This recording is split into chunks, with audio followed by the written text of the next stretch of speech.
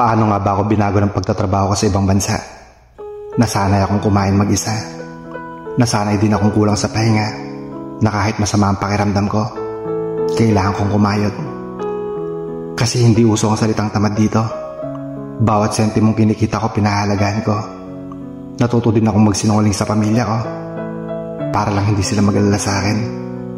Nagpapanggap ako na maayos ang lagay ko dito, pero deep inside, pagod na ako. Natutunan ko rin pahabain ng pasensya, magtiis at magsakripisyo. Isang bagay lang hinihiling ko, na sana magbunga lahat ng pagsisikap ko para sa akin at para sa pamilya ko.